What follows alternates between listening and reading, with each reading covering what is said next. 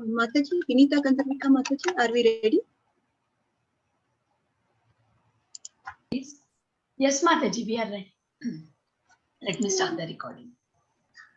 Hare Krishna, everyone. Welcome to Bhakti Sangha Japa group. Today, we are having another beautiful session of Srimad Bhagavad Gita, chapter 17 by Radhika Kasturi Mataji. Right now, we are doing overview of each chapter, 18 chapters.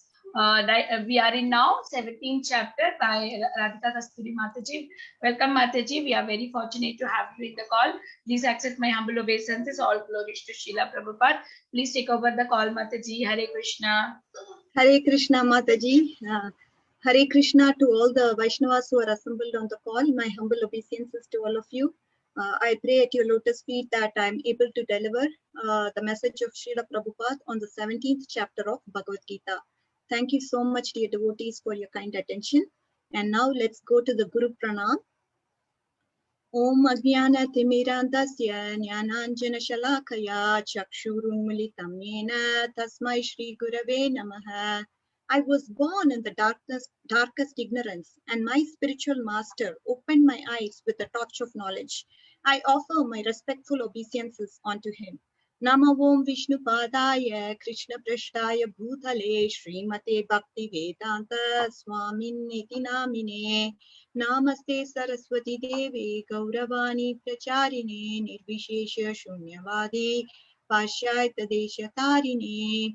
I offer my respectful obeisances unto His Grace A.C. Bhaktivedanta Swami Srila Prabhupada, who is dear to our Lord Krishna, having taken shelter at His lotus feet.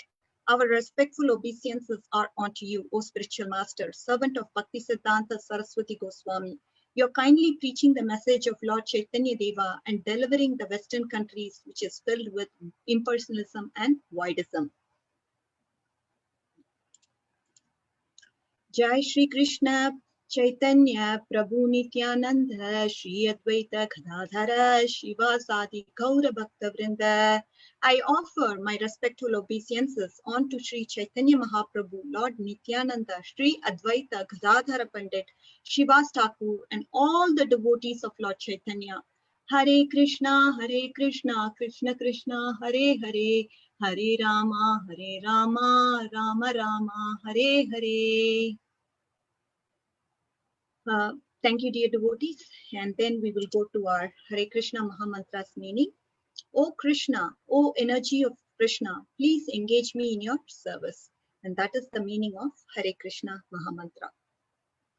And now, without any further ado, we can get started with our 17th chapter of Bhagavad Gita. And my mother-in-law is on the call here. My humble obeisances onto her. Every time she's shuttling down, because of which she was never able to attend online. But today I'm very fortunate that she's able to attend the class online. Thank you so much, Ma. Okay, so let's go to our 16th chapter of Bhagavad Gita and see what the relevance is to the 17th chapter. So in the previous chapter, if you see, Krishna has established that faithful followers of the scriptures are called divine, and the faithless are called demoniac. In 16.23, he has concluded that those who disregard the scriptures, that means those who do not follow the scriptures, and those who whimsically behave, do not attain happiness in this life or in the next life. And in this chapter, Arjuna is asking Krishna about the fate of those people who have some faith, which is not, of course, based on scriptures. And Krishna, he is going to describe about that faith and other items in the three modes. So we all know from 14th chapter, we all learned about the modes, and the modes are Sattva, Rajas, and Tamas. And in short, Krishna, what was discussed in 16th chapter is that there are two extremes. One is that those who follow the rules of the scriptures, they are called divine people. Another set of people who do not follow the scriptures but are whimsically doing something, and they are the faithless or the demoniac. And in between, we have some set of people who have faith, but they do not follow the scriptures. What is the fate of those people? That will be the question that Arjuna is going to put forward in this 17th chapter.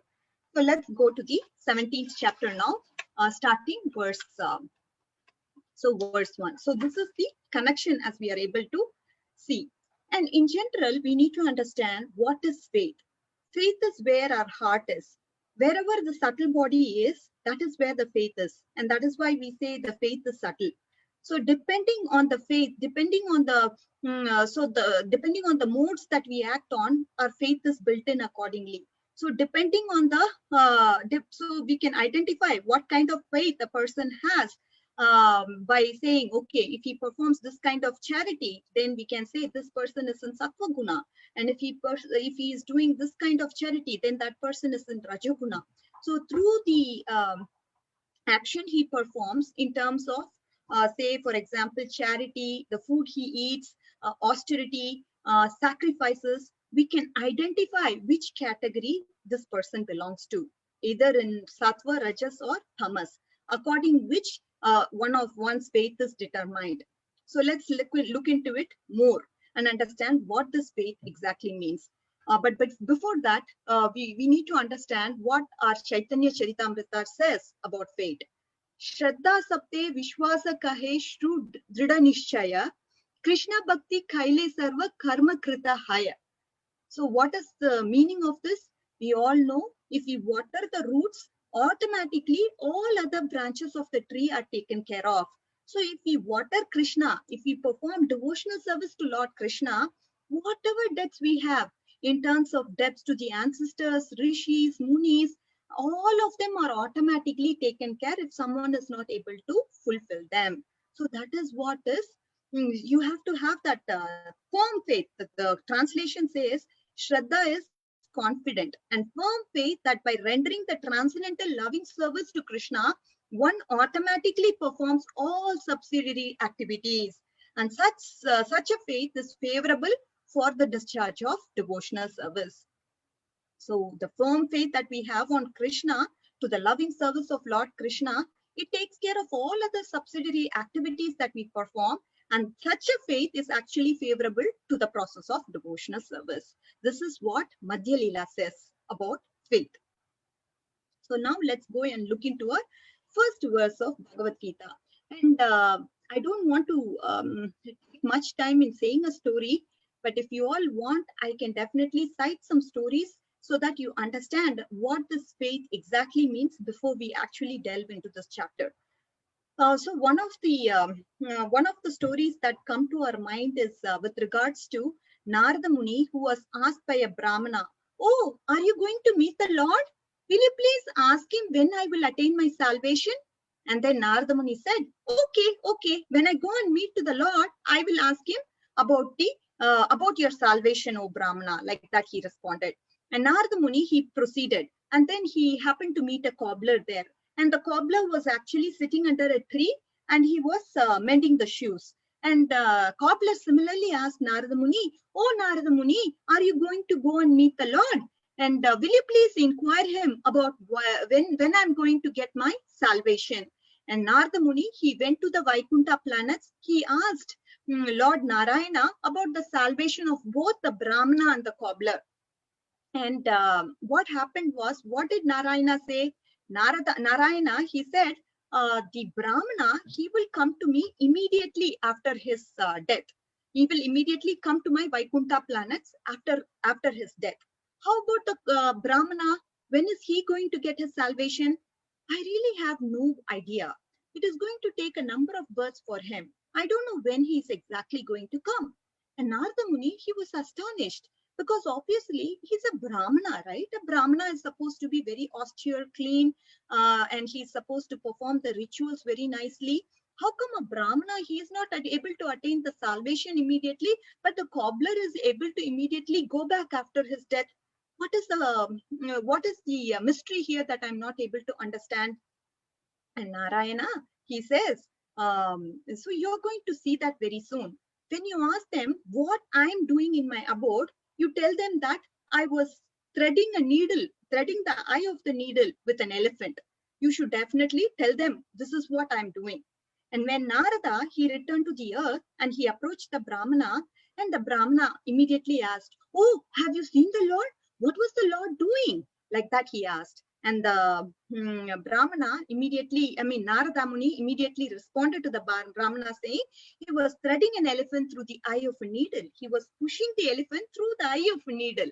And Narada answered, Brahmana answered, I don't believe such a nonsense. What are you talking about? How is that going to be possible for the Lord to do such an act? And Narada Muni, he immediately could understand that the man had no faith and he was just simply a reader of books. Some people just read books. When we recite slokas and when we don't understand the meaning of the slokas, or when we just don't follow the essence of the scriptures, if it is just through the books that we read, then where is the faith going to come from? We don't have faith installing machines, right? So that is what is the point here. And when Narada Muni happened to meet the Brahmana, the cobbler immediately asked the same question. Have you seen the Lord? What did the Lord do in his abode? He was threading an elephant through the eye of a needle, Narada replied. The cobbler, he began to weep. Tears were coming out from his eyes. And my Lord is so wonderful. He can do anything. Anything is possible with the Lord. And that was the answer this Brahmana happened to give him. Do you really believe that the Lord can push an elephant through a hole of a needle? Is it possible? Narada Muni asked. And the cobbler immediately responded saying, why not? Of course I believe it. How is that possible? You can see that I'm sitting under this banyan tree. And you can see that many fruits are falling off of the tree daily. And each seed, there is a banyan tree that comes like this. The seed is so small, teeny tiny. But then we see such a big tree that comes out of such a small seed. Why not? Why not this is possible by the Lord? He can definitely push an elephant through an eye of a needle. There is no doubt about it.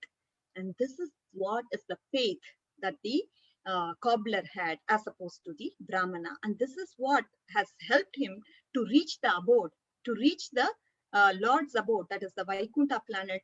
Because of the faith, he was able to immediately go back to the Lord. Unlike the Brahmana who was just studying the scriptures without the real practical application of it. So this is a very good example for us to understand what faith is. So I just wanted to sort of give you an overview for you to help understand what this faith actually means. And now we can get into the first verse. The first verse talks about Arjuna's inquiry about unauthorized worship. Okay, Ye Shastra Arjuna Vacha, Ye Shastra Vidimustrija, Yajante Shraddhayanvitaha, Teshan Nishtatuka Krishna, Satvamaho Rajastamaha. Arjuna inquired, O Krishna, what is the situation of those who do not follow the principles of scriptures, but they worship according to their own imagination? What are they? Are they in mood of goodness or in passion or in ignorance? So this is what was the question that Arjuna posed to Krishna, because we talked about demoniac, divine, and now this is a sort of people who are in between these two. They have faith, but then they don't follow the scriptures. What are they up to? What sort of worship is this? Are they in goodness, passion, or ignorance? Can you please clarify and help me understand this verse? Understand this point. Like that, Arjuna is inquiring to Lord Krishna. So as you can see here, Srila Prabhupada has commented saying, are those who create some sort of God by selecting a human being and placing their faith in him, worshipping goodness, passion, or ignorance? Do such persons attain the perfectional stage of life? Is it possible for them to be situated in real knowledge and elevate themselves to higher perfectional stage? Do those who do not follow the rules and regulations of the scriptures, but those who have faith in something and worship gods and demigods and men attain success in their effort? Arjuna is putting these questions to Krishna.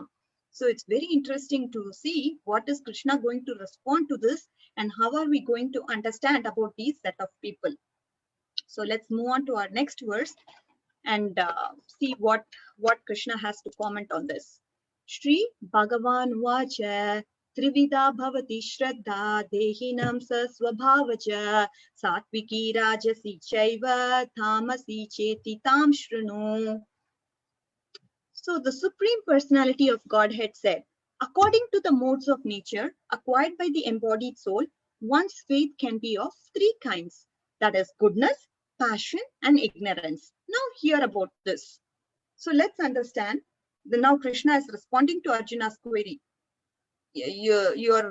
According to the modes one possesses, their faith also can be divided into three. So the faith in the purest form is pure.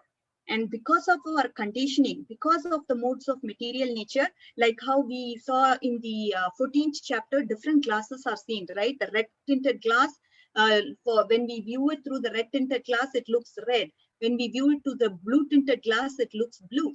Like that, depending on one's faith, their modes are, depending on one's modes, their faith is ascertained.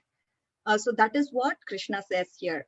Trivida bhavati shraddha. The shraddha is of three types. Dehinam sa swabhavaja. For the dehinam, that means the embodied living beings. Swabhavaja, it is born from the faith. Satviki rajasi chaiva. There is goodness, there is passion, and tamasi chetitam shrunu. There is also tamasa. So this is what Krishna says. And people have three types of faith that arise from their acquired swabhava. What is swabhava? We already saw that. The swabhava is nothing but material impressions that has been carried over from millions of births.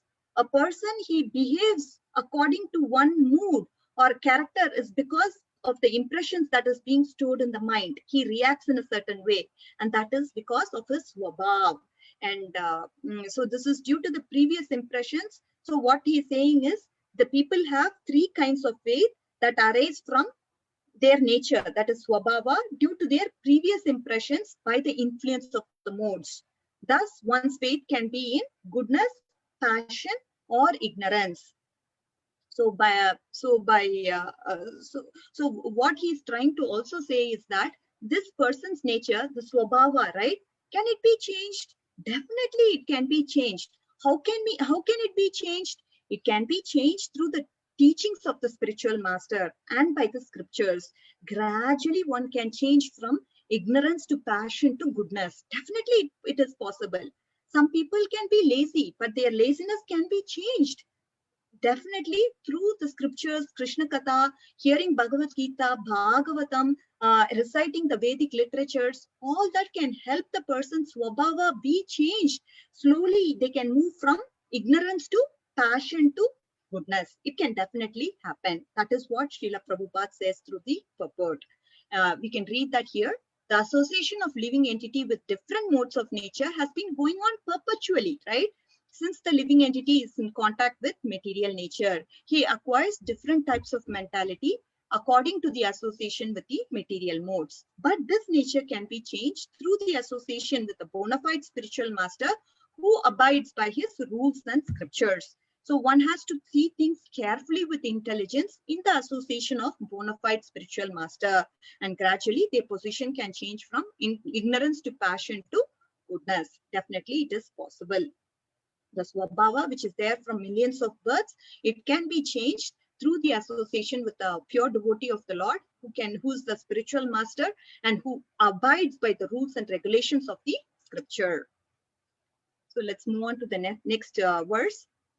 Ejante satvikan devan yaksharaksham sirajasaha pretan bhutakanam shanye ejante tamasajanaha.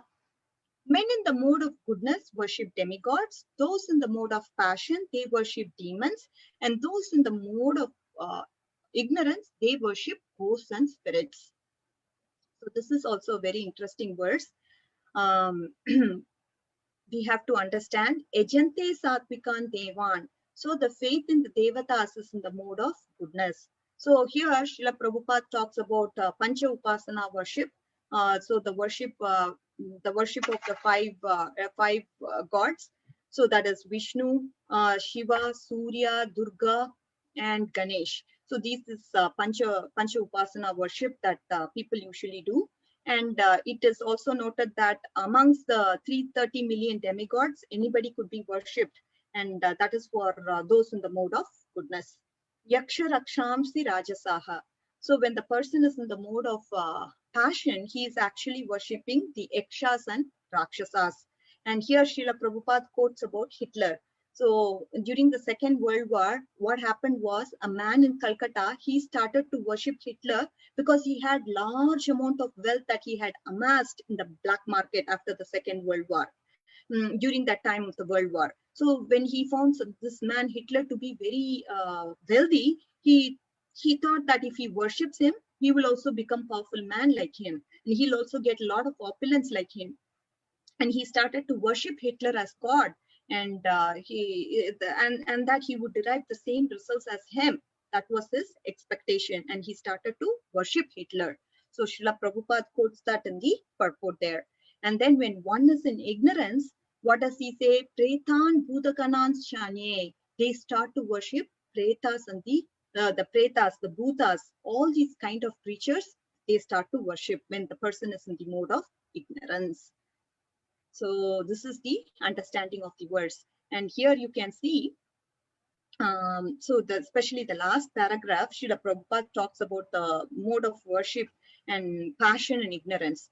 So it is clearly described here that those who are in mode of passion, they worship and create such gods, and those who are in mode of ignorance, they worship dead spirits.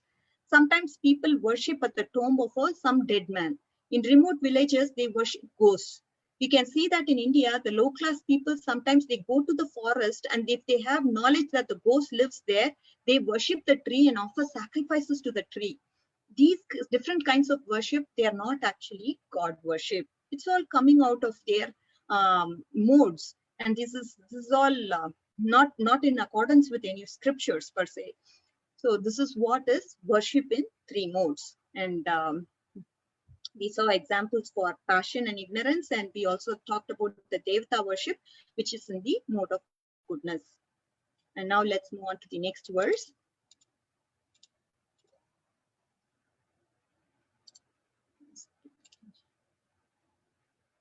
Okay. So this is 5th and 6th verse of Bhagavad Gita, talking about demoniac austerity. What is that? Ashastra vihitam ghoram tapyante ye tapojanaha dampo hankara samyuktaha kamaraga bhalanvitaha kashayanta sharirastam bhutagramam achetasaha mam chaivanta sharirastam tanvidyasura nishayan. What about this verse? What does demoniac austerity means? Let's understand that. Ashastra vihitam goram. Ashastra vihitam. That which is not talked about in the scriptures. Goram. Goram means it is dreadful, harmful to others. Tapyante etapo janaha. Those people who do that kind of austerity of this kind. Dampa ahankara samyuktaha. What is the nature of this austerity? They are filled with arrogance and pride. Damba ahankara samyuktaha. We know damba ahankara samyuktaha. And what are they motivated by? Kama raga balanvitaha. They are motivated by desire and attachment. Karshayanta sharirastam. Karshayanta means they torture themselves. Bhuta grama achetasaha. Bhuta gramam, the body which is made of material elements. Achetasaha, their consciousness is misdirected. It is not directed towards the spiritual reality, but it is misdirected. Karshayanta. And whom do they trouble? Mamchaivanta sharirastam. They not only torment themselves, they also torment me, Krishna says. Tanvidya asura nishchayan. They are definitely asuras. They are definitely demoniac people, no doubt about it. So we can understand that the translation actually says, those who undergo severe austerities and penances, which is not recommended in the scriptures, performing them out of pride and egoism, dhamba ahankara, who are impelled by lust and attachment, and who are foolish, and who torture the material elements of the body as well as super souls dwelling within, are to be known as demons. They are called demoniac people. And we can understand Srila Prabhupada's purport.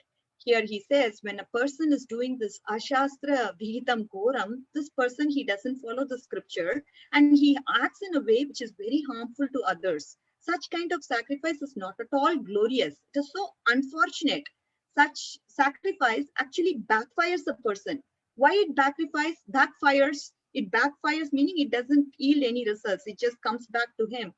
because the sacrifice doesn't lead to person's spiritual advancement. Usually when we see austerity, we look at it as it's going to get him elevated to a spiritual platform. That is what we say, right? I mean, that is why people usually do austerities.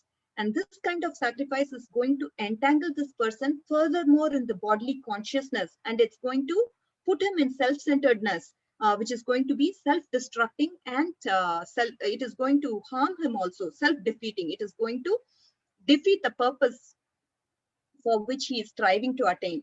And generally, we don't, of course, think austerity to be demoniac, but in this case, we definitely see that this person who is not following the scriptures, he's doing some sort of austerity, troubling himself, and he's troubling the super soul dwelling within also. So this kind of austerity is definitely demoniac. Let's understand the purport and see what Srila Prabhupada has to say further. Persons of normal mental conditions must obey the scriptural injunctions. Those who are not in such a position, what do? They neglect and disobey the scriptures and manufacture their own way of austerities and penances.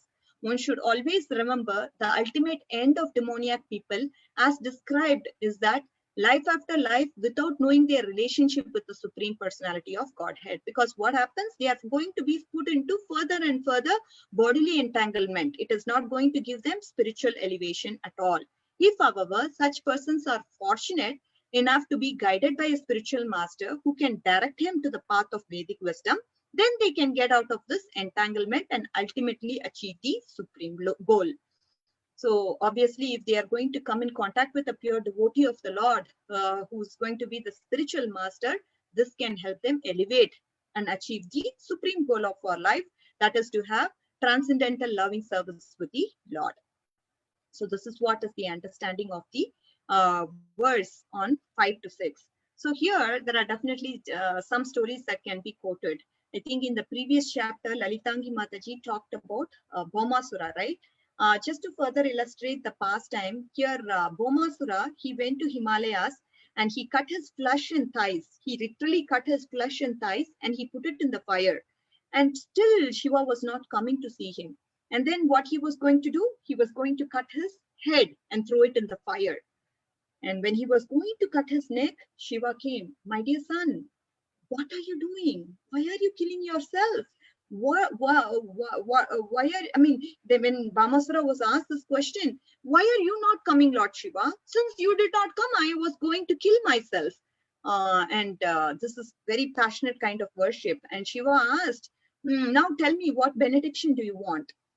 And immediately Bhaumasura, as you all know, replied, I want, whenever I touch somebody's head, they must be dead. Their head must be broken into pieces and they must be dead. This is the boon I want. And Shiva was like, what kind of benediction are you asking for? Why don't you ask for some benediction that can make you happy, that can make your own self happy? Why do you want to kill somebody? Why do you want to ask for this kind of benediction which is going to torture somebody? Bhaumasura was now going to change his mind, and he said, I want this benediction only. And immediately Shiva said, Tatastu, and this benediction, this benediction was given to Bhaumasura.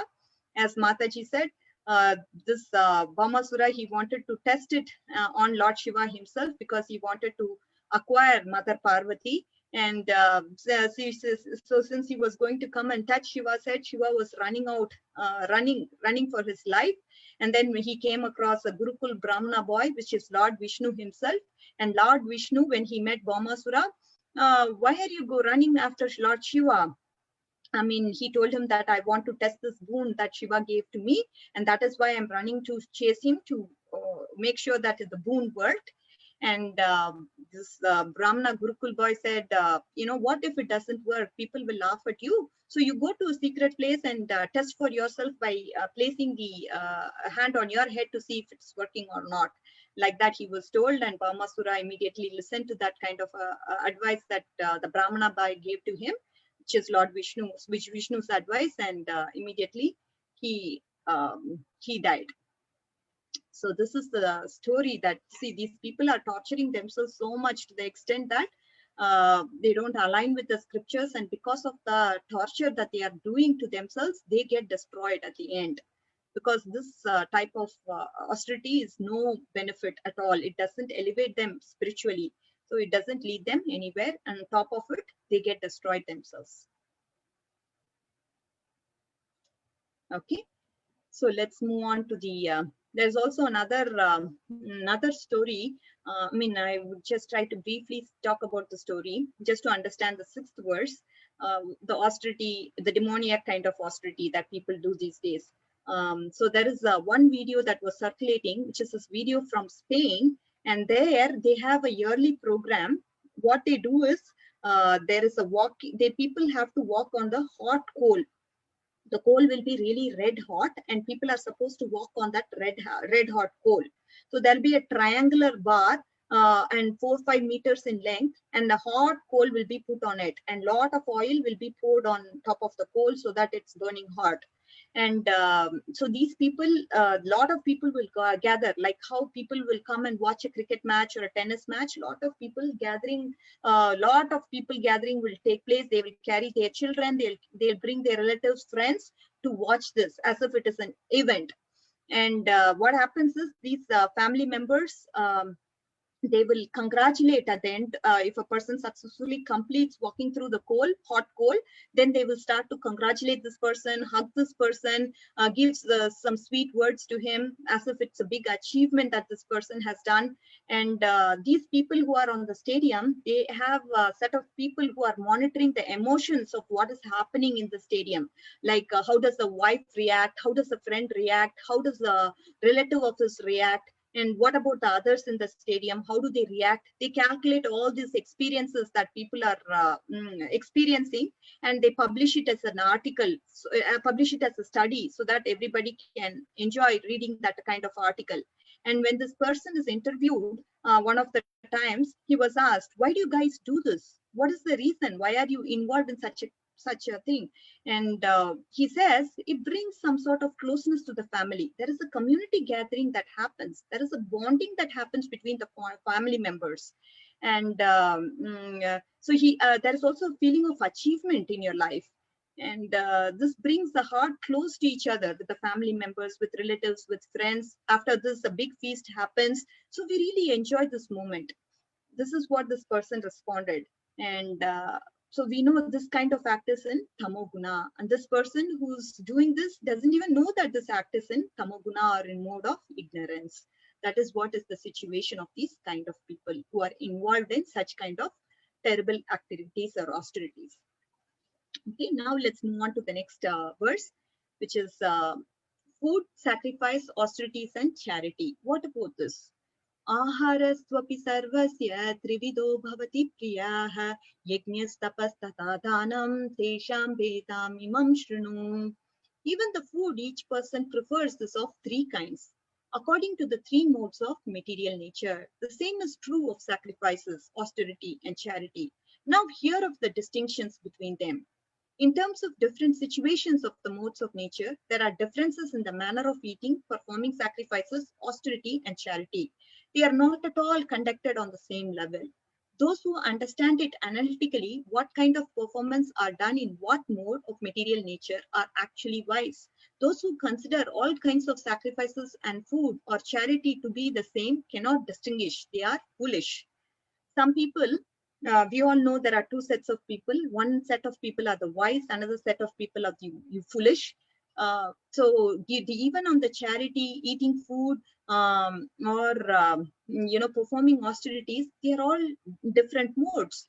And a person who is ignorant may consider everything to be same, right? I'm doing charity, but who are you doing this charity to matters, right? And this person in the mode of goodness, he knows what he's doing. He can see the consequences of what is going to happen. Accordingly, he does what he does.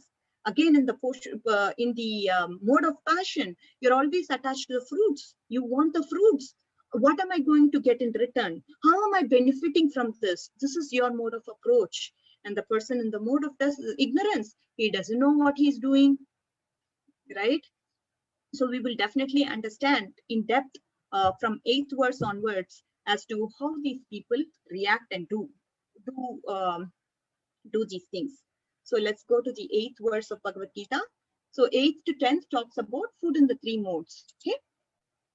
Ayusattva bhalarogya sukha priti vivardhanah rashya snikta stira hridaya ahara satvika priyaha. One's lifespan, purity, strength, health, happiness and satisfaction will increase by such foods. Sukha priti vivardhanaha. Happiness and satisfaction will increase by the consumption of sattvic foods. Rasya snigdha stira hridaya. What is this kind of sattvic foods? They are juicy, they are fatty, they are wholesome, and they are pleasing to the heart. That is the nature of the sattvic foods. Ahara sattvika priyaha. Such foods are dear to people in the mode of goodness. It's a very interesting verse, because obviously food and prasadam is something that we all consume every day. Ayu sattva bhalarogya sukha priti vivardhanaha. So what the food and mode of goodness, vivardhana means to increase. Increase what? Increase the ayu sattva bhalarogya. That is, it increases the ayu sattva and bhalarogya. So we have the duty to take care of our body, right? Our body is very important because we need to perform our dharma. We need to perform service to Lord Krishna. Therefore, maintaining our body is also it's an important duty that we need to perform. And here Srila Prabhupada talks about what does Ayurveda say. Ayurveda actually says that we should only eat 50% of our stomach, and remaining 25% must be filled with water, and remaining 25% should actually be filled with air, prana, that can help us to digest the food. So this is what Ayurveda recommends, and this is what is seen through the purport of Srila Prabhupada. We should not fill our stomach to the extent that we are not even able to breathe. Oh, I don't even have space to drink water. That definitely should not be the intention. We should always make sure we only eat 50%, and then the rest of the 50% goes for water and air. So that's a fair amount of digestion takes place in our body. And Srila Prabhupada also says, the purpose of the food is to increase the duration of life, purify the body, and aid bodily strength. This is the only purpose. In the past, great authorities have selected those foods that help best aid health and increase life's duration, such as milk products, sugar, rice, wheat, fruits, and vegetables. These foods are very dear to the people in the mode of goodness. So it's very, very very nice. In fact, Krishna consciousness goes one step above, and what we do is we cook the food, we cook sattvic food, and then we offer it with loving service to Lord Krishna. And when Krishna eats his food, we eat the remnants and get the mercy of Lord Krishna through that way. So this is what we do in Krishna consciousness. We are because what happens is eating of food actually affects our consciousness, right? It's very subtle. What we eat, so we are, right? Whatever we are is because of the food we eat. And it's very important that our consciousness is good in a sattva platform always, and for that we need to have prasadam, and that actually creates the right mood for us to be involved in practicing devotional service. And this is something that Srila Prabhupada, otherwise we are verily eating sin. That is what Bhagavad Gita says. And we need to make sure to offer the food to the Lord and then eat the remnants of the Lord, because it's the mercy that comes from the Lord. And again, as we all know, if you see some obscene picture in the internet of some color and form and some shape, it affects our consciousness. It creates certain kind of mentality within us. And now with the food also, we have raga and dvesha. There is attachment and repulsion to certain kinds of foods. But based on the foods we take, there is a certain experience, and food actually shapes our consciousness at a very subtle level. And that is what is pointed out in the Ayurveda too. That is why we become what we eat, which is what is clarified in the mode of goodness. Now in the mode of passion, what does Srila Prabhupada say? Katvam lalavanatyushna tikshna rukshna vidahinaha ahara rajasasyeshta dukkha soka maya pradaha. Foods that are excessively bitter, sour, salty, hot, pungent, dry, burning are dear to those in the mode of passion. What do they cause? They actually cause distress, lamentation, and disease. So this is what is clarified. So this sattvic people, they don't involve in such kind of foodstuffs because they don't want to experience distress. That is why they are staying away from it. And on the contrast, we say passionate people, they want to eat this kind of excessively hot food, sour food. Oh, there is no taste to this food, some people will say. And nice spice and nice condiments. If you add nice masalas with the flavor of onion, garlic, all that, these passionate people, that is what they like. Very salty, very pungent, dry, burning. So these are all the requirements for people in the mode of passion. This is how they prepare their food. Katvam lalavanatyushna tikshna rukshna vidahinaha. Ahara rajasa siesta. These foods are very dear to the people in the mode of passion. Dukkha soka maya pradaha. This causes distress, misery, and disease. Sometimes we see, right, the people are taking the spicy food and tears start to come out of their eyes, and and they say wonderful. How can it be wonderful when tears are flowing from your eyes? It's like watching a horror movie. You feel the stimulus. You're so certainly scared, but still you love watching that movie. And nowadays we see there is too much of salt, sugar, and spices in the food that we buy in containers, right? This is just to sell the products, just to make it so tasty. There is a lot of selling such products that are happening in the markets now, and they increase the ingredients so that people start to buy these products. And what happens is, at the end of the day, it brings a lot of distress to people, and at the end they get a lot of diseases, meaning high BP, so on and so forth. Hello, Mataji. Yes. Which class is this? This is Bhagavad Gita, dear. Like which group of Bhagavad Gita? Adult class, Bhagavad Gita. Oh, this is adult class? Yes. Okay, Mataji, I have to leave. Okay, thank you. So passionate foods, what do? They say sometimes they create burning in the back, they create burning in the belly, and so much depression comes after eating. Oh, my stomach is paining here, there, back is paining here and there. So these are all the diseases that comes as a result of passion. And now in the ignorance, we can see and identify what are the characteristics of the food in the mode of ignorance. Yatayamam katarasam tuti pariyushitam chayat uttishtam apichametyam bhojanam tamasapiyam. Foods which are stale, tasteless, bad smelling, decomposed, consisting of remnants and untouchable things is dear to those in the mode of darkness. So as you can see in the picture, this is stale food, bad smelling, decomposed food, the food that is cooked and stored in for a long time.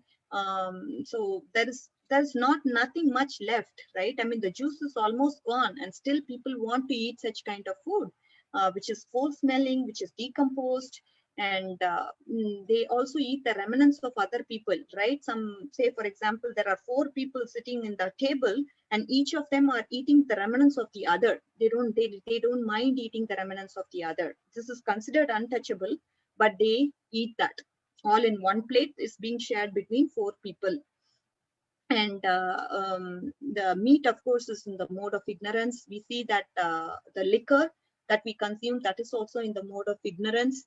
So there is the scorpion lollipop. This is actually a live scorpion, which is being sold in the market as a lollipop, and it is being taken by people who are tamasic. That is what is the state of these tamasic people. They eat any kind of food which is being given to them. All right, so that is the food in the mode of ignorance. Of course, we all know corona. That is all happening due to the bad soup, and this is all done by people in the mode of ignorance. They like such kind of foods, and because of which we see what the consequences are as a result. Any food that is cooked for more than 3 hours before it is eaten, except prasadam, food offered to the Lord, is considered in the mode of darkness. So that is the food in the mode of darkness.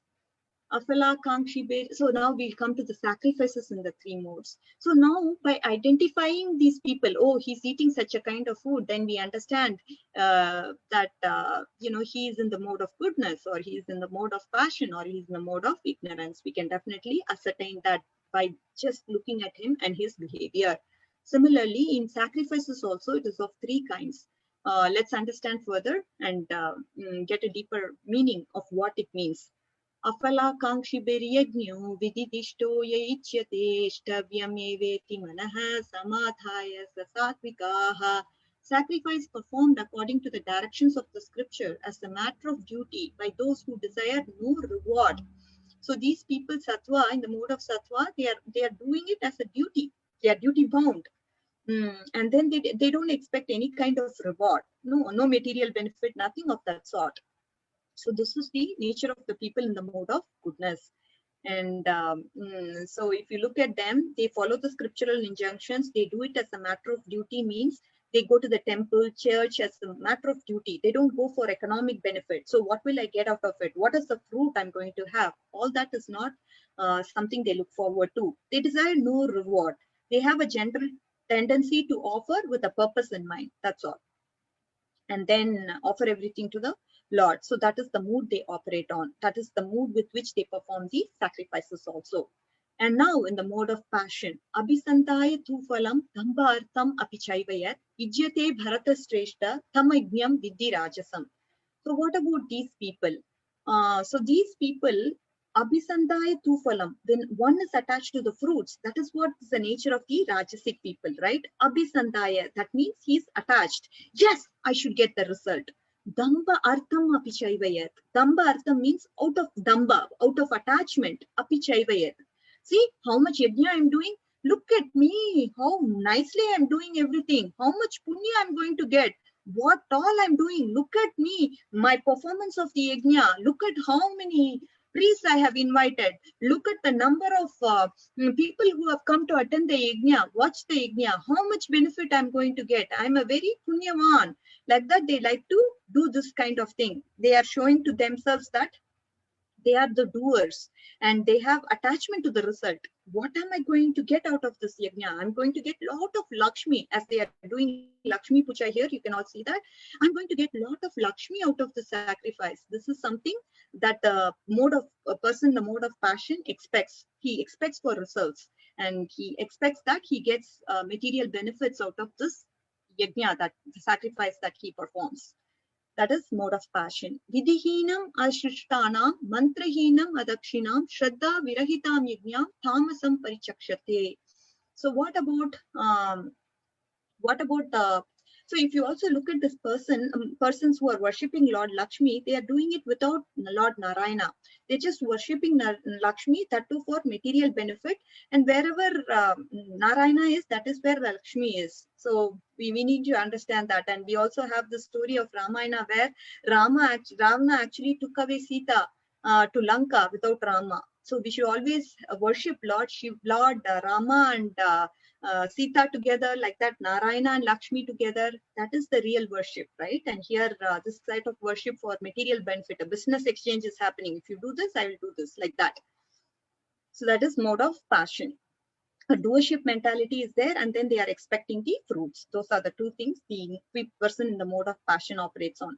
Vidhihinam ashishtanam mantrahinam adakshinam shraddha virahitam yajnam tamasam parichakshate. Any sacrifice performed without the directions of scriptures, without the distribution. So that there are 5 things that we need to follow. Okay, one is the direction of scriptures. Another is mantras should be chanted. Then food should be distributed. The prasadam that comes out of the yajna should be distributed to everybody, and remuneration should be given to the priest. Why should the remuneration be given to the priest? Because otherwise the priest is going to get all the benefits of the yajna that we are performing. He will get the benefit. And then the faith at the subtle level is also required. These are the 5 things that are required for yajna. Because with the faith, okay, I don't really need anything. I need something. Some sort of faith is there, right? So that is also a subtle thing that is there when sacrifices are performed. So it should be in accordance with the scriptures. Mantra should be chanted. Food should be distributed. Remuneration should be given to the priest. And faith at the subtle level is also required. When none of these are there, then that is in the mode of ignorance. So that is the sacrifice in the mode of ignorance. We all remember, right? I mean, Govardhana Lidila, all of them after that Govardhana Lidila, food was distributed to everyone. Srila Prabhupada in his early days, even though he didn't have, there was no guarantee for his own food. Sometimes he doesn't know if he will get food that night or not. But even then, with whatever he had, if he had one apple, he will cut that slice into several pieces and distribute it to everyone. That was the nature of Srila Prabhupada. When this was the this type of sacrifice, like he was not sure if he was going to get a meal of food that night or not, but he would distribute that one piece of apple to multiple people. So everyone is benefited at the end of the day. So this is, again, we saw sacrifice in 3 modes.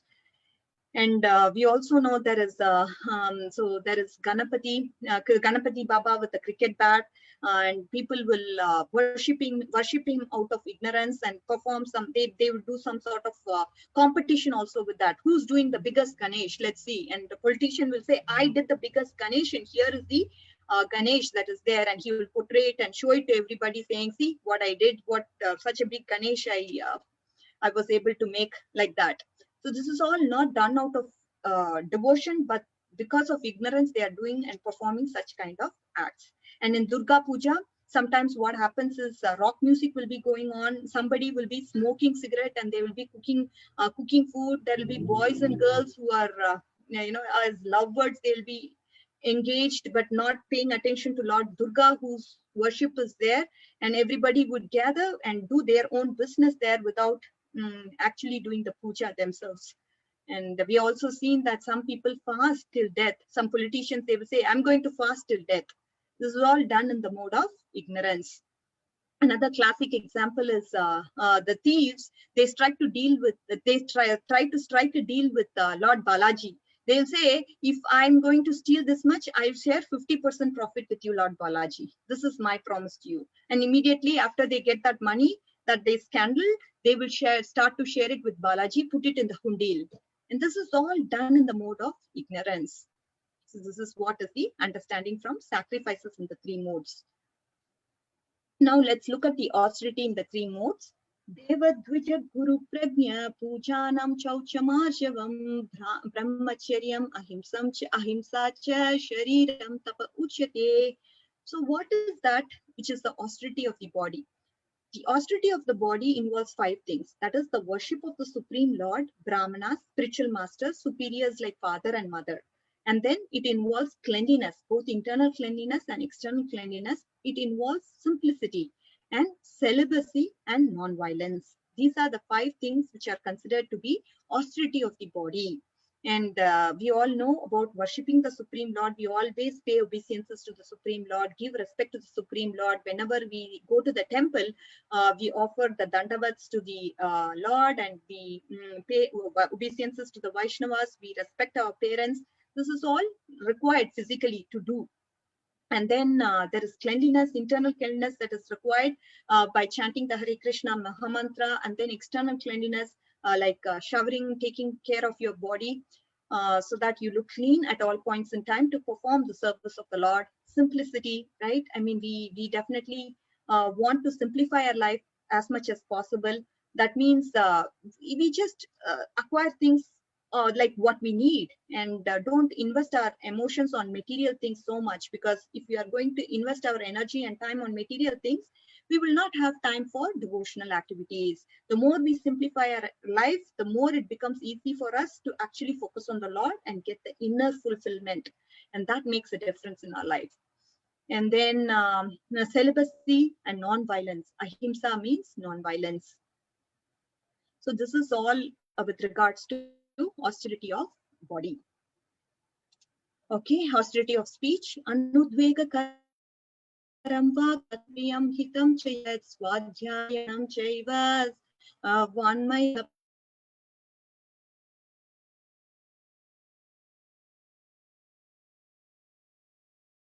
agitate others that are truthful, pleasing, and beneficial, and regular recitation of you, the austerity, it should not agitate the minds of others, right? That is a penance in itself. When we start to talk, it should be pleasing to the ears of the other person, and it should not create agitation and anxiety. Oh, this person is coming. What is he going to talk? How is he going to agitate me? If that is the mood, then how will somebody be able to get that sort of friendly relationship with you? It is not possible. And one should not keep talking nonsense. And what does that mean? That means we should talk about regular recitation of the Vedic literatures. We should talk something about Lord Krishna, glorify Lord Krishna. In this way, our speech is also purified. By that sort of discussions, what we derive is the highest pleasure. And there is so much literatures that Srila Prabhupada has given us, and one should study all of this. This is the austerity of the speech.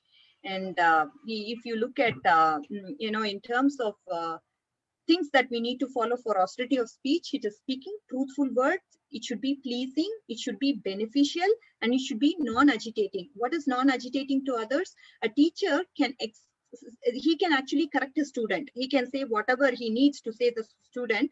Even if it is agitating, he can tell his students. But other students, if he's not his student, he cannot go and tell him, right? So we should be careful and distinguish and discriminate the environment we are in. And we should also regularly recite the Vedic literatures and make it available. And this is the austerity of speech. So I don't have time for stories or anything, but we will move on to the next one. Austerity of mind. Manaprasada saumyatvam maunamatma vinigraha bhava samsutiri tetad. I'm so sorry. Tapo manasamuchyate. Satisfaction, simplicity, that is simplicity meaning no duplicity, gravity meaning silence and self-control, and purity of heart are the austerities of the mind. So it's very, very important to understand what the austerity of the mind is, because so manaprasada saumyatvam. What is saumyatvam? Manaprasada. What is manaprasada? It means satisfaction. Satisfaction, we all know it is a state of mind. And so when we are eating something, we are really happy about it. And then it also means it's a choice we make. The happiness and distress is a choice, right? Say, for example, your neighbor, he has a big car, he has a big house. And if we start to become agitated because that person has this big house, then we are not going to be happy. We are going to be in distress. So it's also a choice. Satisfaction is also a choice. It's up to you. You can be satisfied if you want. If you don't want yourself to be compared with others, then you can be satisfied. That is satisfaction. And then saumyatvam, without being duplicitous towards others. Srila Prabhupada also translated simplicity, right? I mean, he says, just lead a simple, straightforward life. Don't make it so complex. Just don't try to make it so hard on you. And maunam, that means Srila Prabhupada translated it as gravity. Gravity means doing useful things. Atma vinigraha, meaning self-control. The mind, it always wants to, it always feels, oh, I might lose this thing. So there is always that fear. And there is always this hankering that happens. So what Srila Prabhupada says is that you should have self-control. Whatever you have, how much ever you need, you just hold so much, and then just have self-control. Even if you're looking at so many things that this world has to offer, there must be sense control in you. You should not be carried away by your senses. This is what is self-control. And bhava samsuddhir, meaning purification of existence. That is what is the austerities of the mind.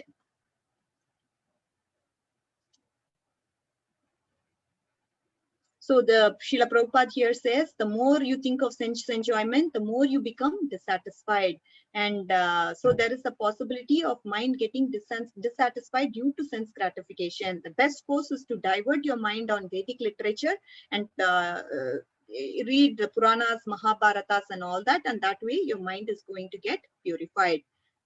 So this is, you should also you should also avoid duplicity, and that means you should actually think about the welfare of everybody. And silence means you should detach yourself from sense enjoyment, and you do useful things such as glorifying the Lord, talking about the Lord, engage in the devotional service of the Lord. These are all some useful things that you can perform, and this way your mind is going to get purified. This is austerity of the mind. And now austerity in the three modes. Let's understand that. Shraddhaya paraya taptam tapastatrividam naraihi afalakankshi viryuktaihi satvikam parichakshate. The threefold austerity performed with transcendental faith by men not expecting material benefits, by engaged only for the sake of the supreme. This is called austerity in the mode of goodness. As you all can see, the sattva people, they don't expect anything. No material benefits are expected, and they perform the activity here for the sake of the supreme. That is the austerity. Because of the transcendental faith they have, this austerity is in the mode of goodness. And then next one is Satkara Mana Pujartam Tapodambena Chaivayat Kriyate Tadiha Proktam Rajasam Chalam Adruvam. The penance or austerity that is performed out of pride and for the sake of gaining respect and honor, this worship is said to be in the mode of passion. It is neither stable nor permanent. As you all can see, when a person performs an austerity just for the sake of pride, I do this act because I want people to honor me and respect me. If he does that for that sake, then that is in the mode of passion. And then in the mode of ignorance, Muda grahi natmano yat pidaye kriyate tapaha parasyot sadhanatam va tat tamasam udahritam. What do? They actually do self-torture or destroy or injure others. And this type of austerity is in the mode of ignorance, like how we saw the demoniac austerity. And this is what these people are doing. They are self-torturing themselves, and at the end of the day, they get destroyed themselves at the end as a result. So this is in the mode of ignorance. So the first one, goodness, is done with transcendental faith. It is not expecting any material benefits and done for the sake of the supreme. And here, the second one, in the mode of passion, it is done out of pride and it is for the sake of respect, honor, and worship. And these people desire to be worshipped by their subordinates. They want the subordinates to actually worship them. And this type of austerity is neither stable or permanent. It's only going to be temporary. And then the third one is in the mode of ignorance. It is done out of foolishness with self-torture and to destroy themselves or to others, or they cause injury to others. This is what is in the mode of ignorance. So we all know the story for austerity in the mode of ignorance. So there was this person, and when this person did tapa, God appeared to him and God asked him, what kind of benediction do you want? And whatever my neighbor gets, I want to get that in double. Wanted. Neighbor actually lost one of his eyes. If you look at person will have 2 eyes.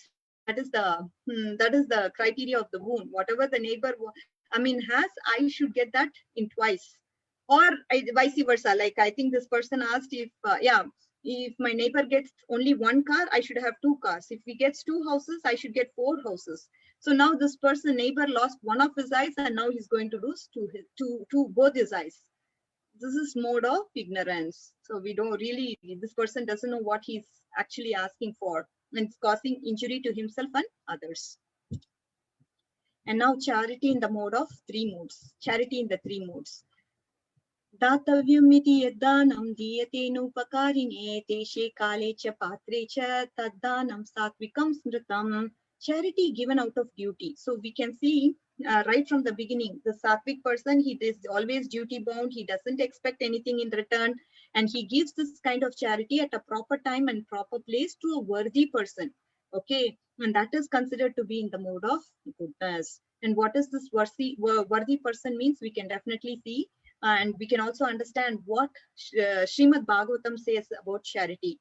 So if you give charity to a non-devotee, then what happens is, this is from Srimad Bhagavatam, it will come to you in equal proportion. Okay, if you give it to a non-devotee, say for example, you give 100 gold coins to a non-devotee, 100 gold coins comes back to you in return. But the same thing, there are classifications like Brahmanas, if you give, you're going to get it 1,000 times back.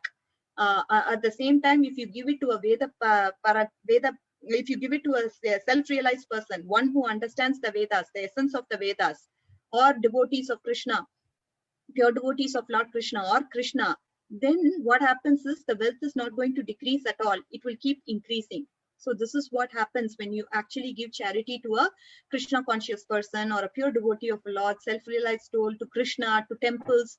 So if you're going to give charity, then the wealth is not going to decrease. The wealth is going to increase. Unlike you're giving it to a non-devotee, it increases to the same extent. It doesn't increase. Whatever you give, you will get.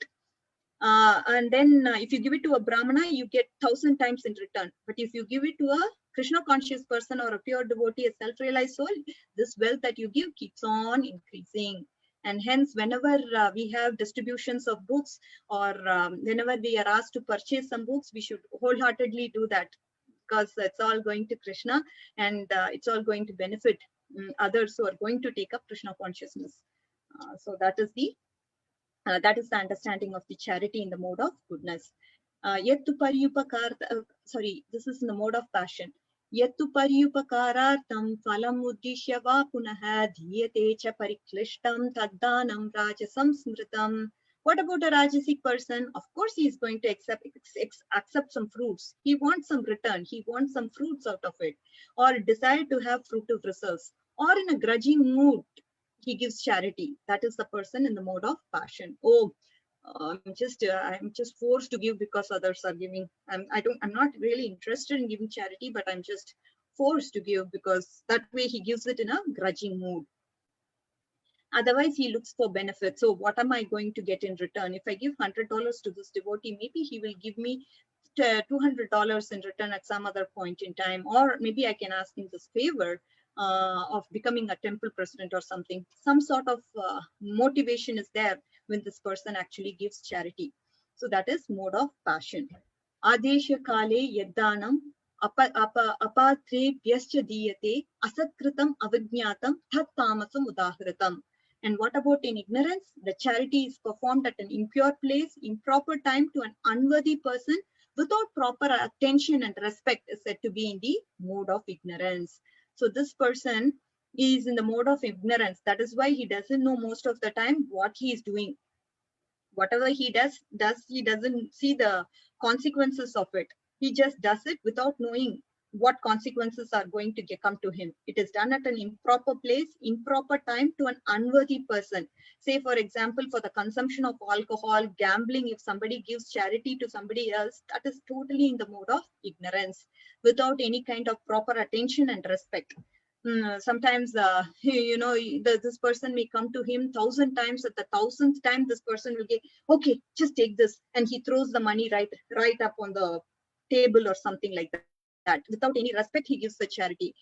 And how is it that he's going to get benefit out of it, right? Because he gives that kind of charity without any respect to the other person. So this is in the mode of ignorance. So now let's move on to the next verse. Sadbhave sadhubhave cha sadhityetat prayuchyate prashashte karmani tata sachabda partha yujyate yagne tapasi dhane cha sthiti sadityocyate karma chaiva thadartiyam sadhityeva vidhiyate. So let's understand at the end of the day what is sat and what is asat means. Now we have seen the three modes, and their combinations are going to be binding us to this material world. Now Krishna, he has to explain us what the defects, how these defects can be removed, right? Obviously we have to come about the three modes, and how are these defects going to be removed? That is going to be removed by chanting Om Tat Sat, which is the names of Lord Vishnu.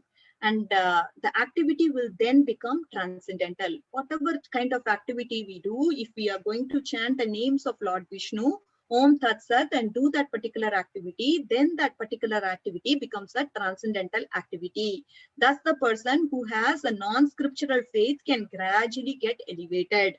This person is now without any kind of faith, right? He just does. He doesn't follow any scriptures. He has some faith, but then he doesn't have the scriptural faith, and so he could have slowly elevate gradually. He can be elevated by chanting the names of Lord Vishnu. That is Om Tat Sat. If he says at the end of every activity and performs that activity, then he will be able to get elevated. That is what is being clarified through these verses. If you look at verses 26, 27, and the 28th verse talks about that. So here Krishna says the absolute truth is objective of devotional sacrifice, and it's indicated by the word Sat. The performer of sacrifice is also called Sat, And all the works of sacrifice, penance, and charity, true to the absolute nature, are performed to please the Supreme Person, O son of Pratap. He quotes a verse from Srimad Bhagavatam and says that 3.25.25, it says that the transcendental subject matter becomes clear in the association of devotees. Without a good association, one cannot achieve the transcendental knowledge. When initiating a person or offering the sacrificial thread, one vibrates Om Tat Sat. Similarly, all kinds of yajna, when we chant the Om Tat Sat, that this person will slowly then get elevated. So which is what is the understanding that we get from verses 26 and 27. And then 28th verse, which is the last verse of Bhagavad Gita, talks about asat.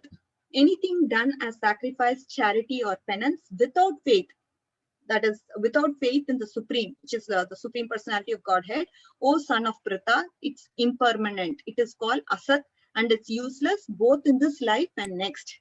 So whatever you do without faith, it's definitely not going to give you any kind of result. It is going to be useless, not only in this life, but also next life.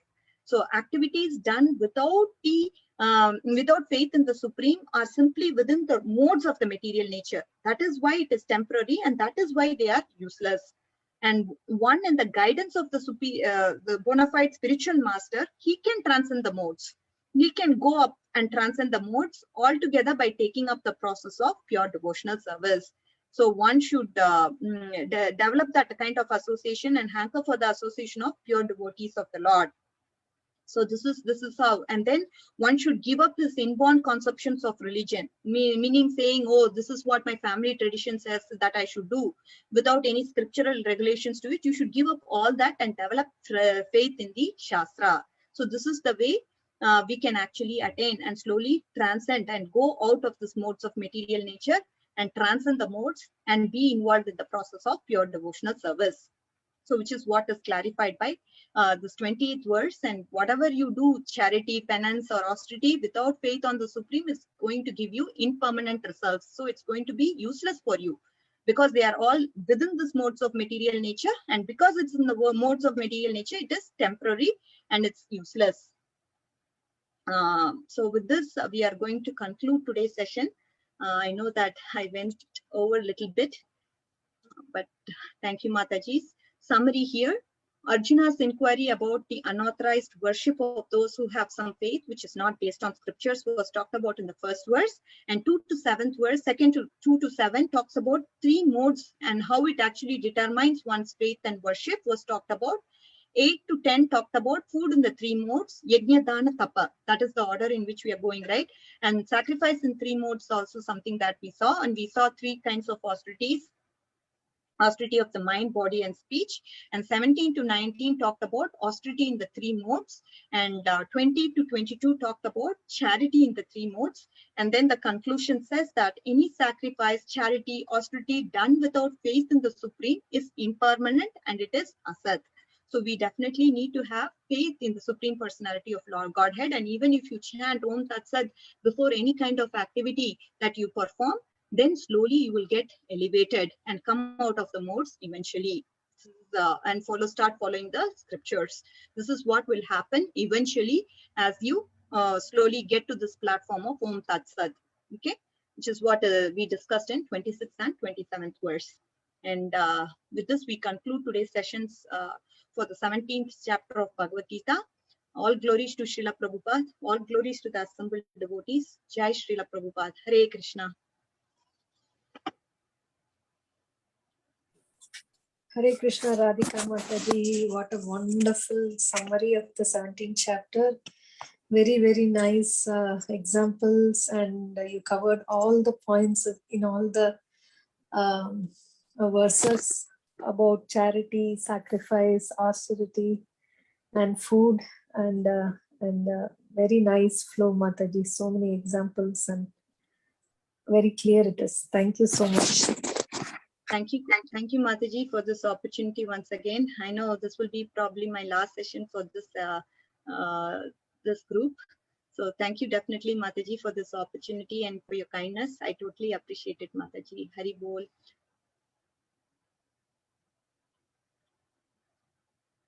We are very grateful, Mataji. Thank you for giving us your association, your insight and enlightenment on this. So thanks to you for your association, Mataji. Hare Krishna. So kind of you. Thank you, Mataji. Hari Bol. All glories to Srila Prabhupada. All glories to Sri Guru and Gauranga. So if anyone has any questions or comments, please go ahead now.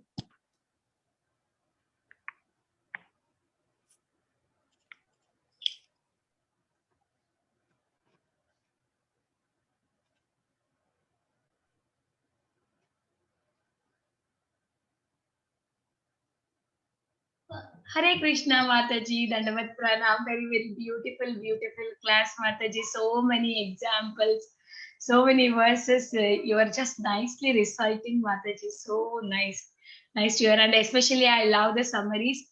Everybody, whoever does the Bhagavad Gita class Mataji, at the end the summary helps me because to understand at last what that chapter says and where the verses, which verses goes in which category. Thank you so much Mataji. That really helps me. Hare Krishna. Hare Krishna, Vinita Gandharvika Mataji. Thank you for your service in Bhakti Sangha, and thank you for helping us with the recordings, with starting the class on time, and helping us various ways possible. I totally appreciate your association, Mataji. Thank you.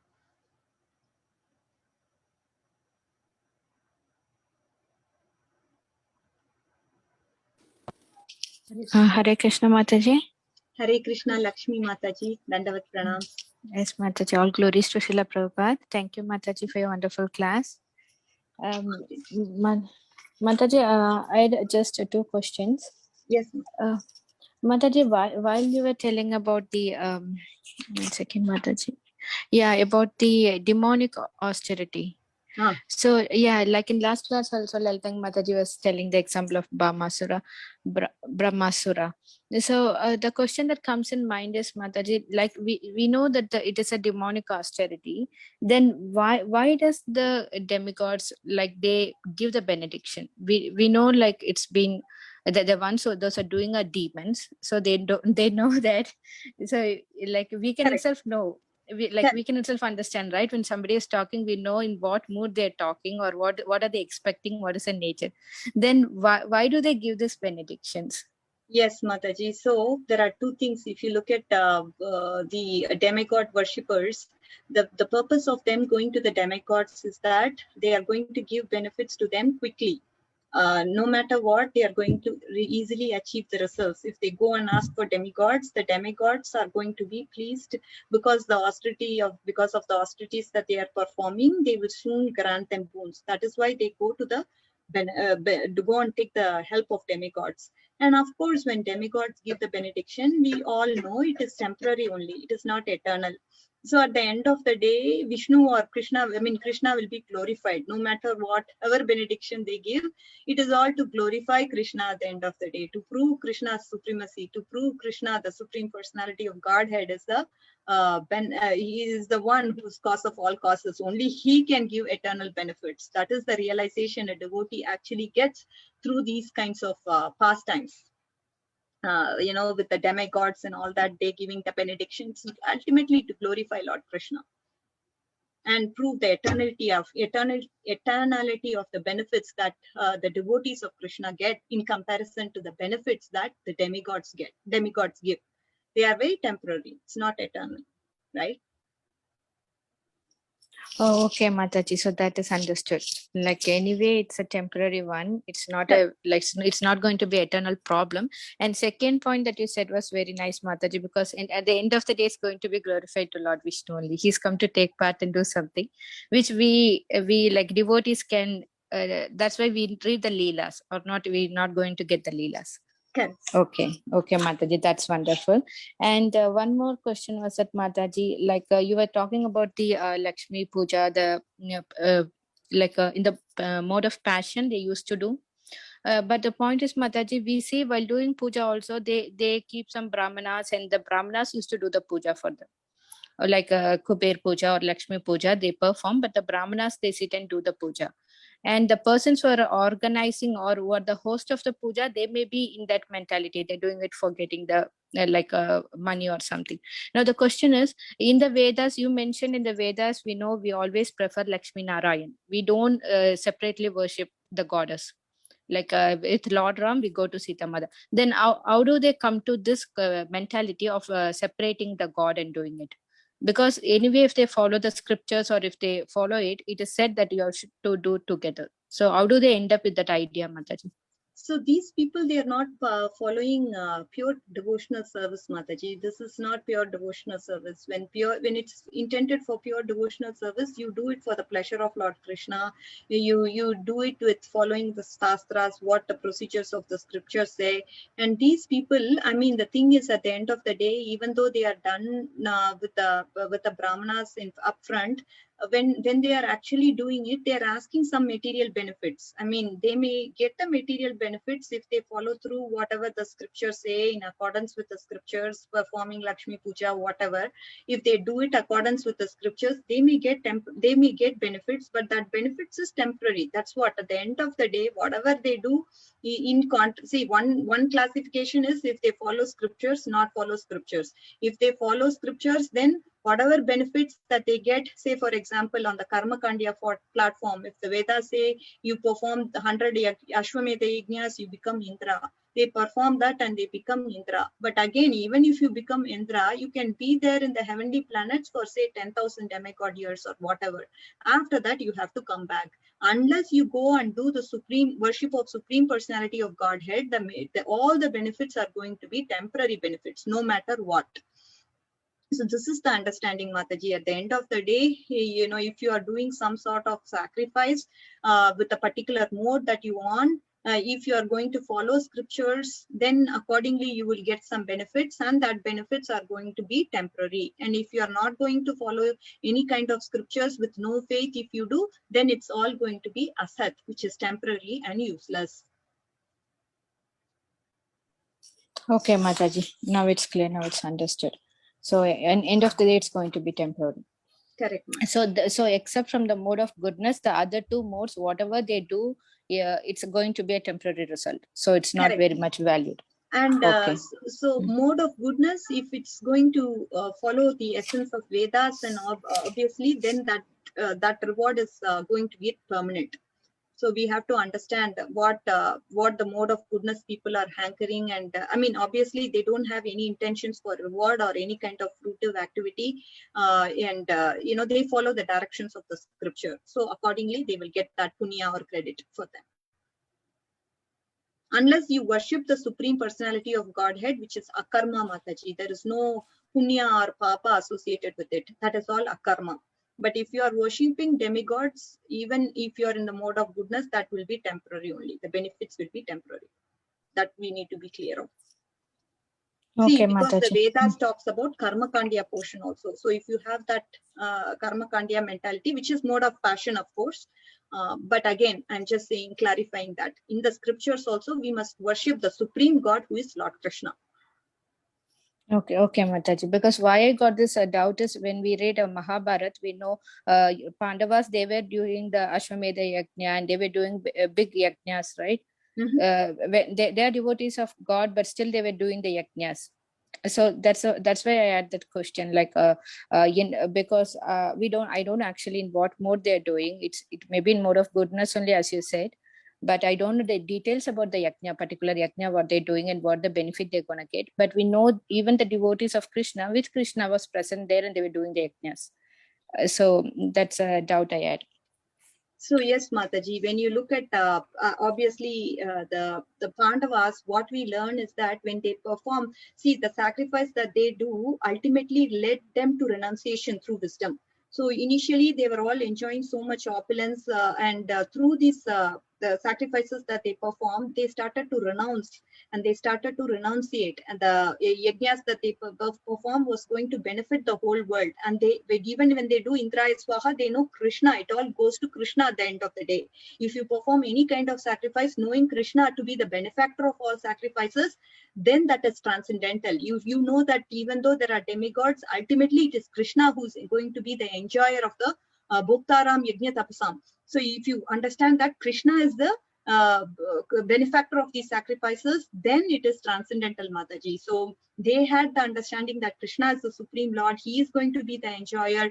Even though these yajnas are benefiting the common people, it is all, we see that common people have to be benefited, and they have to at least come to this Karmakandya platform first. And so these people, they act as role models so that these common people can follow through them. So slowly elevate, because not everybody can come to directly pure devotional service. Somehow they have to come to Karma Kandya. After that, once they could do the Karma Kandya, they will have to leave the fruitive mentality and get themselves detached, perform Nishkama Karma Yoga, and then they slowly start to elevate and come to the association of devotees, and through that they get to the pure devotional service. Slowly, step by step, only these people can have that come to the platform of devotional service. So, but with Pandavas, they always had this mood that Krishna is the benefactor of all sacrifices, even though they were performing so many sacrifices. And at the end of the day, through these sacrifices, they lost taste for the opulence and power, and they were able to completely renounce everything at the end of the day. When they were asked to go to the forest,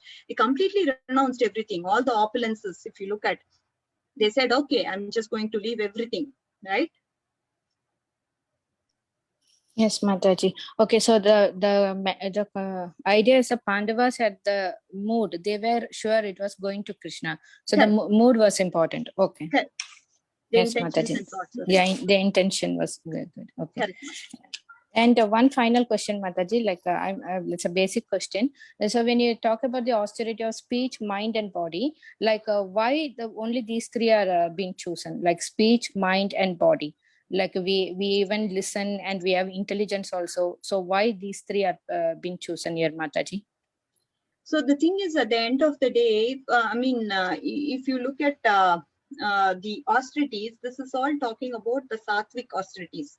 It is austerity, how we speech, because mind, body, and words, they play a very important role, right? Anytime we say, it's always mind, body, and words. BMW is what we always say, right? Mind, body, and words. Those are the three things. So if one can master this, then anything else, everything else can be mastered at the end of the day. That is the understanding. And again, he talks about the austerity in the three modes later after this. So he's not leaving with this, right? Austerity in the three modes is also being talked about after this. So one, if he does it with transcendental faith, that is in the mode of goodness. This is in the mode of passion. This is self-torture. If you do, that is in the mode of ignorance.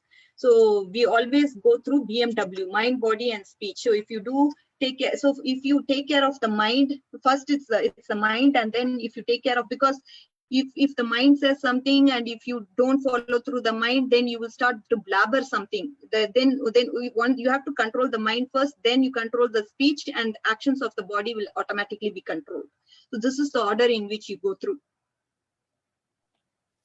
Okay, Mataji. So the question why it came to me is because you see the intelligent people, like scientists, we say, they are very intelligent, they understand everything, but still they are in an atheistic, sometimes they're more into atheistic view. They don't have faith. So their intelligence is playing a big role. So that's why I asked that. So that is taken care of in the mind itself, Mataji. You start, so this, when you look into the mind, aspects of mind, it is, gravity is silence. And Srila Prabhupada also clarifies that gravity means to talk about the pastimes, to glorify Lord Krishna.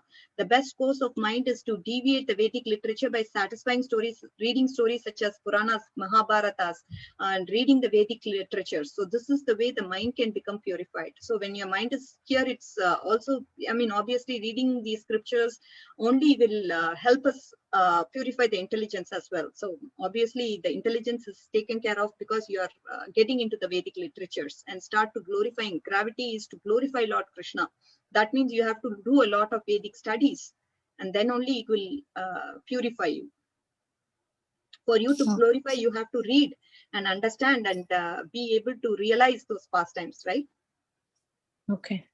And with regards to philosophers, with regards to scientists, they all have material intelligence, Mataji. Material intelligence has nothing to do with spiritual intelligence. So the spiritual, once you get the spiritual credits only, you can definitely come into this path of devotional service. So obviously you can be a doctor, you can be a PhD person, you can be a scientist who has invented multiple things, but you can still be an atheist, and that has nothing to do with your spiritual account. one can be just a cobbler, or he can just be a poor person, but still he can be spiritual in practicing pure devotional service.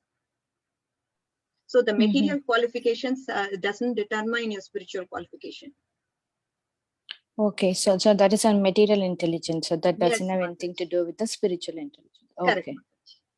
Okay, Mataji. Okay. Fine, Mataji. So it was a very nice session. And thank you so much for your service, Mataji. And thank everybody for the slides and everything they do in the background work for all the Matajis and Prabhujis. Jai Sachinandana, Hare Krishna, Mataji. Jai Sachinandana. All glories to Srila Prabhupada. All glories to Shri Guru and Gauranga. Hare Krishna ji. Radhika Gopi, Danvat Koti Koti Danvat Pranam to all Vaishnava. Srila Prabhupada, Srila Gurudev ki jai. Mataji, you are explaining so nicely all the slides, and we can understand how much you put your efforts, Mataji. And then thank you, Lakshmi Mataji, for all the questions. Mataji, I have one question not related to this today's class. Can I go, Mataji? Yes, Mataji, please go. Mataji, every month or every 2 weeks we hear that devotees, kids are suffering, that mind is not working, they are passing from cancer, that they are passing from COVID. So even devotee also, small 5 years Gaurangi is passing, her mind not functioning. It's stopped, Mataji. All organs are not functioning. So why it's happened with devotees, kids? They came from different world, Mataji. They are not ordinary personality. Because I hear whenever I disturb or whenever I am working, not able to give an answer, but feel so happy to hear a sloka and that translation from small kids. Put so much efforts by all Bhakti Sangha teachers. So Mataji, question is why they are suffering, Mataji? What is their fault, Mataji? Yes, Mataji. Very, very sad. I also heard about that. And very, very painful, very difficult to take that message. And again, Krishna is Swarat, he is independent.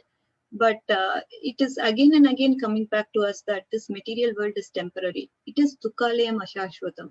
It is full of dualities, both happiness and dvandva. I mean, this dvandva, right? Duality is there. Both happiness, when there is happiness, we take it. At the same time, when there is distress, we are trying to ask Krishna, why is this distress coming to me?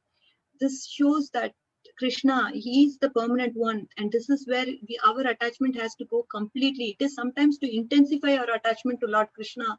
Sometimes it happens to the devotees. You come closer to me. You come very, very close to me. Don't have any attachments with this material world. This material world is very temporary.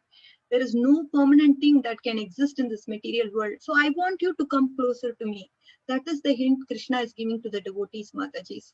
I mean, because we need to understand the temporary nature of this material world. Everything in this material world has a lifespan. But because she is born devotee, she will definitely go to a very superior destination. Nothing to worry about. When there was lamentation of Chitraketu Maharaj, when his son passed away, and when Narada Muni brought him back to life, this particular person, right? I mean, he Harsha Shok, he asked, which father are you talking about? Are you talking about the father from the previous life, this life? Which father am I talking about? I know only one father, Supreme Father, who is Lord Krishna. So I really want to go back to him, and that is the soul. That is what the soul hankers for, Mataji. And this particular soul, whoever that small devotee girl is, she has a very big destination waiting for her. So there is, even if it were to happen, Krishna will take care, Mataji. Krishna is intervening with each and every devotee's life. See, he knows, he has more attachment towards us than us. More than even the parents have towards the child. Krishna is close because he is there in the heart as Paramatma. And that is what this chapter talks about. This chapter talks about the faith that a person has. And that faith The more faith you have, the more you will think it to be the plan of the Lord and the will of the Lord, and everything happens for a reason. Krishna is the cause of all causes. Maybe he wants me to intensify his affection for him. Maybe he wants me to understand that everything in this material world is temporary. And these are all the realizations he will give to that devotee, Mataji. Through that process, the devotee will slowly start to completely focus on Lord Krishna, and completely there is no more attachments to him left in this world. So that is the way we look at it, because even with Narada Muni, he took away his mother, who was just a maid servant. The only person who he had was his mom, and to intensify the affection, he actually took away the mother also. Through the Srimad Bhagavatam, we understand over and over that this material nature is dukhalayam ashashvatam. There is no need to get ourselves bound. We have to perform our duty. We have to give our Krishna, we have to give children a Krishna conscious education. And again, at the end of the day, whatever Krishna desires, that is what we should leave it up to.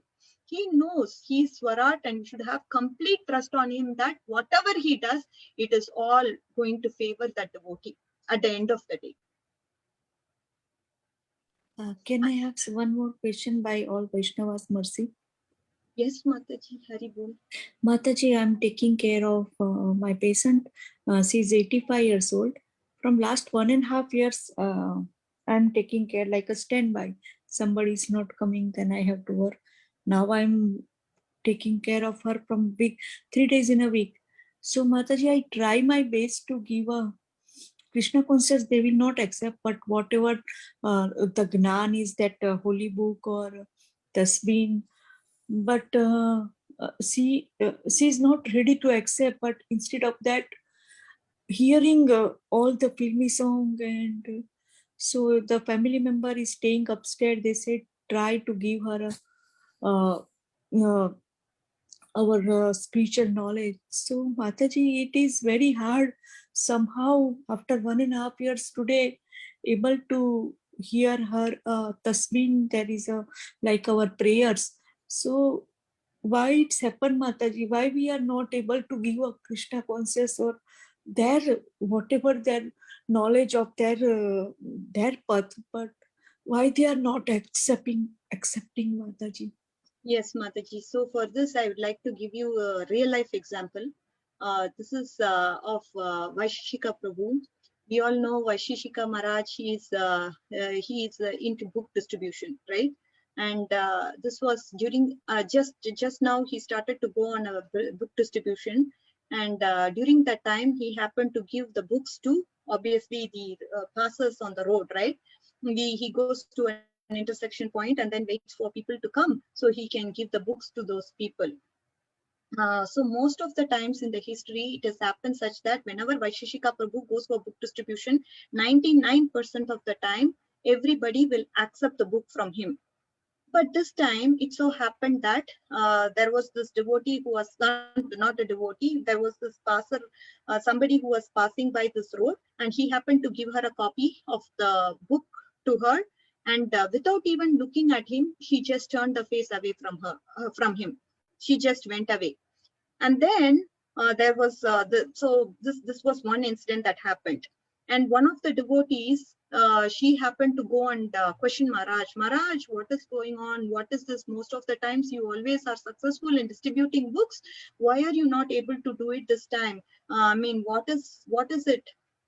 Like that, this devotee was questioning Maharaj, and Maharaj responded saying, see, each and every time this particular person, whoever comes in contact with a devotee of Lord Krishna, he accumulates the spiritual credit just by the look of that person. So you are going and treating a particular patient, right? And that patient, he has material impressions from lifetimes, and that lifetime impressions have to be change to spiritual impressions. How can that happen? It happens through the connection, association of a devotee. So each and every contact that you make with that particular person actually helps him get the spiritual credit. And eventually, when that credit is completed, when he is able to get the full credits, Bahunam Janmanamante, at that time, he will be able to start to say, I want to listen Bhagavad Gita, I want to have a copy of the book. So it takes lot of years or lot of spiritual credits for that person to accumulate.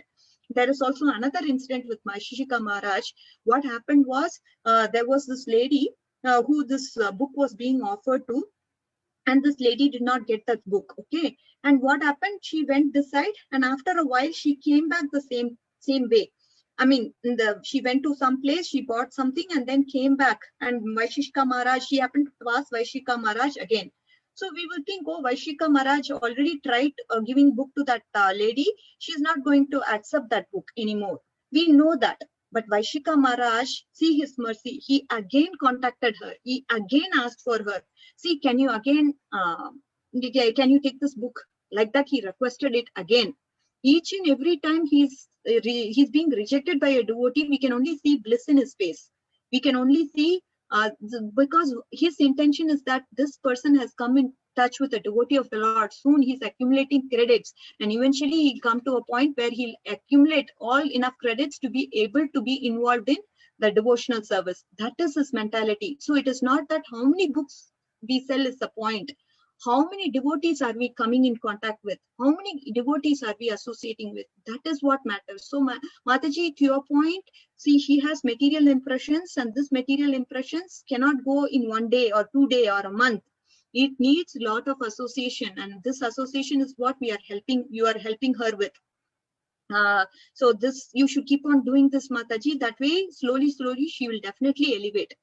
Okay, Mataji, if not in this time, next time, definitely, because of all the Krishna Prasad that you're giving, different, because of the association that you have, because of the words you speak to glorify Krishna, all this helps her, Mataji. Just a contact with a pure devotee or a devotee of the Lord helps with the accumulation of spiritual credits. That is the understanding, Mataji.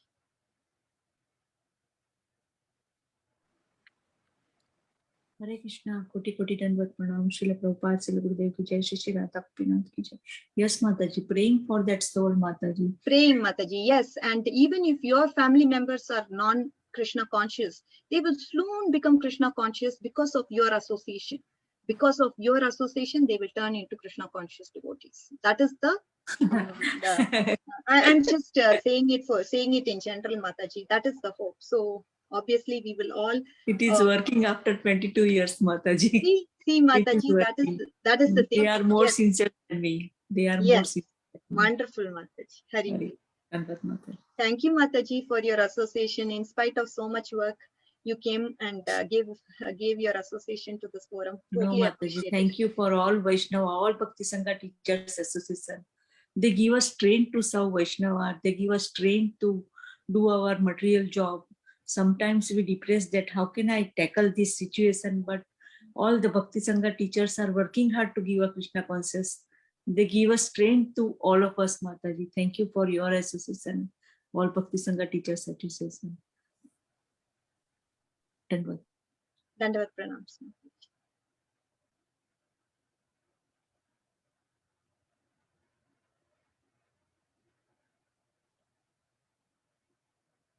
Thank you so much, Mataji. Very nice class and wonderful question and answer session. So, anybody has?